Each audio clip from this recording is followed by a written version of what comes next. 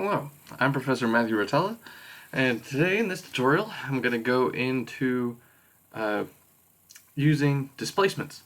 So, basically, I'm going to demonstrate everything just using a plain old plane. And, alright, so, got a plane, and I'm going to check out its UVs. I can see its UVs are just taking up this whole quadrant right here, the original one quadrant, and now for the beginning of this, where I'm just setting up my displacements in general, I'll just throw in a skydome so you can just see what's going on. Alright, now let's start setting up our displacement shader. I'm going to be rendering an Arnold, so I'm going to use an Arnold standard surface shader right here. And as with anything relating to rendering, I highly recommend you look at your documentation for displacements. It is always incredibly helpful, especially with things like per object displacement attributes, which I will point out are in your attribute editor here. If you go under the Arnold section, and then there's displacement attributes, and you can change the height on a per object basis here to be greater or lower displacements. But regardless, to put on displacements in the first place, I can come here to my displacement, to this part of my shader network, and my displacement material. I'm going to go on into here, and you can see that there is displacement and displacement, which I don't really need this second one. I can get rid of that, but regardless, my displacement from here is going to feed into here. Now, for the purposes of demonstration, at first I'm going to end up using an image, but at first I'm just going to use this checker right here, just the default Maya checker, and going to assign my material to my selection here. And now displacements, of course, happen entirely at render time. So let's render. And you can see I have a busted up something or other as what I'm rendering at the moment. And that's because of one thing in particular. Displacements, they function differently than bump maps, of course. So they actually move your geometry at render time. And when they do this, they're going to need to, in order to do it smoothly, at render time, you're going to essentially need to have more subdivisions in your geometry than what I have here. Because basically, it's trying to move just what I have here to be the checkerboard pattern, but I have not nearly enough subdivisions. So what I'm going to need to do is, instead of actually making subdivisions in my geometry existing in my scene, I'm going to go into the Arnold section of my attribute editor, and then I'm going to go down to a section where it says subdivision, and I'm going to change my type to Catmull Clark, and I'm going to increase the iterations. And now, the more subdivisions I have, the smoother my displacements are going to look. However, realize that at render time, all of that geometry that it's simulating is being loaded into your RAM. So if you don't have enough RAM to support more subdivision levels, then you're not going to be able to render, and that's going to be an issue. But generally, if you got a computer with 16 gigs of RAM or more, you shouldn't run into too many issues. Anyway, and now I can start playing with things too. So basically, how is my geometry going to react based off of what I have loaded into it here in my shader? So, well, of course, first of all, just my basic displacement attributes. The main thing that is going to affect how your displacements look is just going to be your scale here. So if I double my scale, I effectively double my depth of all of my displacements. But also keep in mind here that with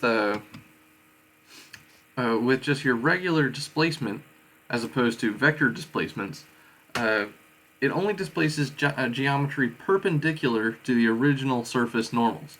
So if my surface normals for each of these faces is facing straight upwards in y, that's going to be the only direction that it can displace those normals into, as opposed to vector displacements, which I'll get into in a different tutorial, which uses a color map to essentially aim your displacements in a more varied direction, giving you more flexibility with your displacements. And also, similarly to bump maps, displacements work on a black to white scale, where a black goes down and white goes up.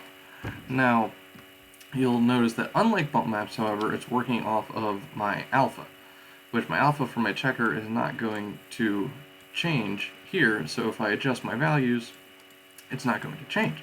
However, instead of using my alpha, what I can use is just a single color channel of my RGB color output, and now this will give me the flexibility I want when I go around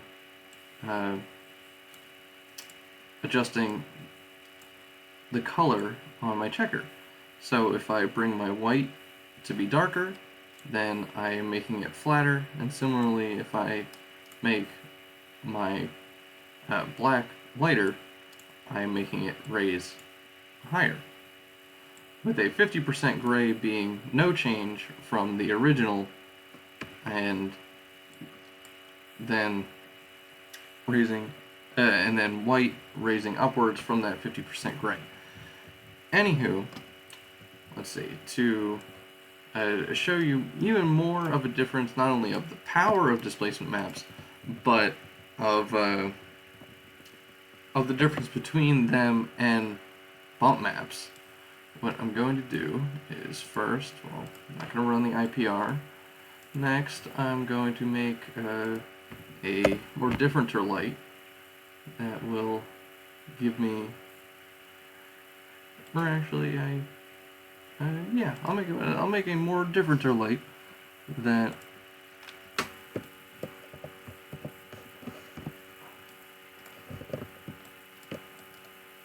will give me some more dramatic lighting, so to speak. And Arnold, render, run IPR. Alright. We'll just crank that like so. Alright.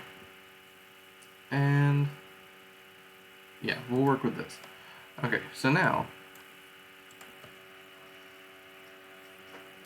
what I'll do is I will temporarily make a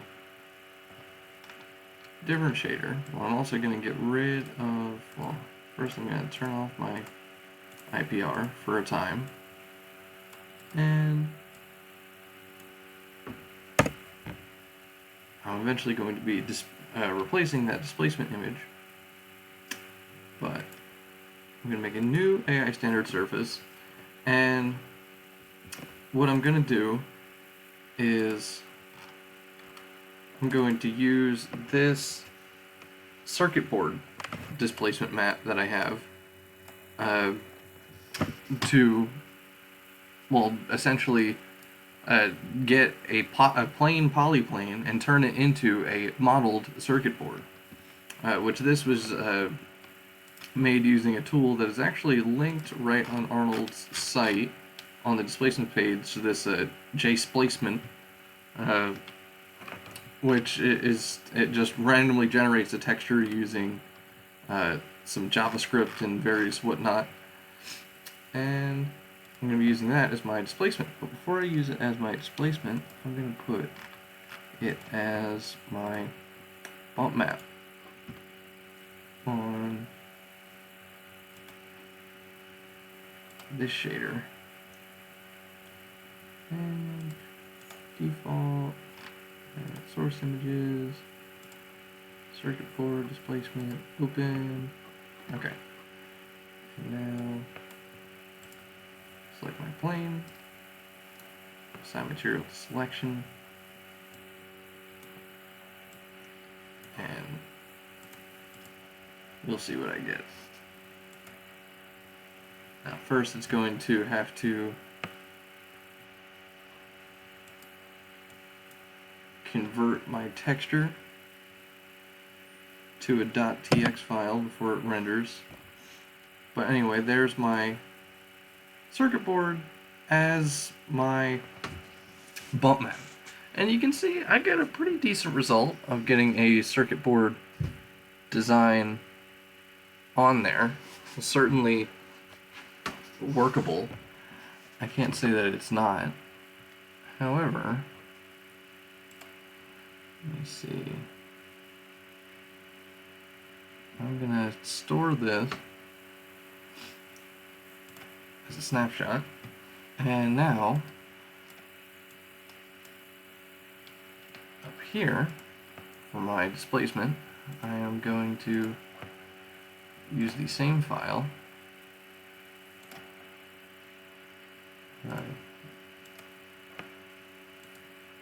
the circuit board displacement. I'm going to select this and apply that to my selection, and well, it put the out alpha on there by default, which is why it's not working. I'm going to hook up my R channel, and now I will have actually displaced geometry.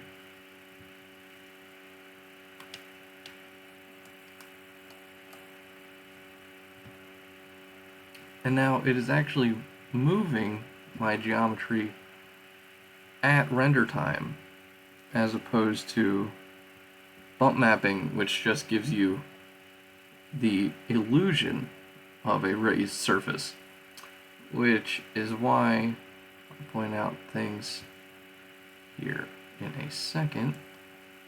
I'll let this finish, and there it goes. And store snapshot, which